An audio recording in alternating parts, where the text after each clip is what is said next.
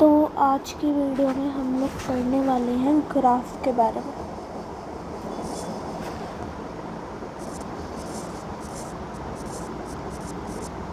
Graphs के बारे में पढ़ने वाले हैं।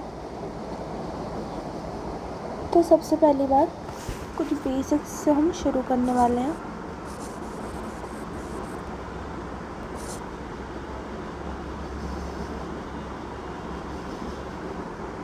तो बेसिक्स से शुरू करें तो सबसे पहले कुछ ऐसा हमारा ग्राफ दिखता है।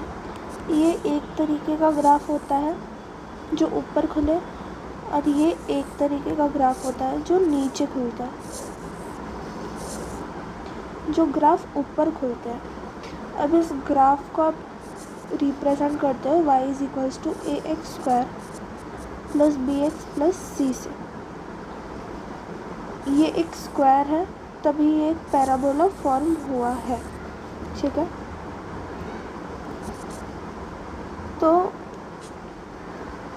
ये जो a है वो हमारे ऊपर की तरफ खुले हुए ग्राफ में a हमारा पॉजिटिव होता है, और नीचे की तरफ खुले हुए ग्राफ में a हमारा नेगेटिव होता है। अब c की बात करें तो c क्या होता है? c ये कांस्टेंट पार्ट होता है।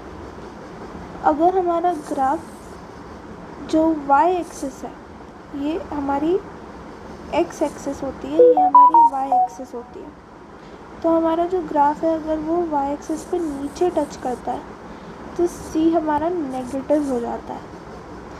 अगर y एक्सिस को हमारा ग्राफ ऊपर टच करे तो हमारा c पॉजिटिव हो जाता है। ठीक है, अब इस वर्टेक्स की बात करते हैं। वर्टेक्स एक बहुत ही इम्पॉर्टेंट चीज़ होती है पूरे ग्राफ में। वर्टेक्स, जैसे हमने ये एक ग्राफ बनाया पैराबोला, ठीक है, इसमें ये वाला जो पार्ट है सबसे नीचे का पार्ट इसका, इसे हम कहते हैं वर्टेक्स। क्या कहते हैं? वर्टेक्स। वर्टेक्स फाइंड करने का जो फॉर्मूला होता है वो होता है -b/2a, -t/4a। d का फॉर्मूला क्या होता है? d मतलब डिस्क्रिमिनेंट, b क्या है यहाँ पे? b है ये b, x का कोफिशिएंट। d का फॉर्मूला होता है b² - 4ac। ठीक है, वर्टेक्स निकालने का फॉर्मूला हमें क्लियर हो चुका है। तो चलिए अब मैं आपको एक ग्राफ ड्रॉ करके दिखाती हूँ। ठीक है, तो मैं आपको एक एग्जांपल दे रही हूँ कि आपको ड्रॉ करना है y is equals to x² - x plus 1 का ग्राफ। अब आप वीडियो को पॉज करिए और इसका ग्राफ खुद ड्रॉ करने की कोशिश करिए। होपफुली आपने ट्राई कर लिया होगा। अब हम देखते हैं कि इसका ग्राफ कैसे ड्रॉ होगा। देखिए यहाँ पे जो a है वो पॉजिटिव है, यहाँ पे क्या है? +1, तो ग्राफ हमारा ऊपर की तरफ खुलेगा। ये हमारा पॉइंट नंबर 1 क्लियर है। ये c भी हमारा पॉजिटिव है, मतलब यहाँ ऊपर की तरफ काट रहा है कुछ इस तरीके से। पर अब ये ऐसे भी हो सकता है, ऐसे भी हो सकता है, ऐसे भी हो सकता है, ऐसे भी हो सकता है, मतलब कुछ भी हो सकता है। तो हमें ये आइडेंटिफाई करना है कि इस जगह में ये यहाँ से यहाँ तक कहाँ पे है ना। तो वो फाइंड करने के लिए हम वर्टेक्स निकालते हैं। वर्टेक्स जिसका फॉर्मूला होता है -b/2a, -t/4a।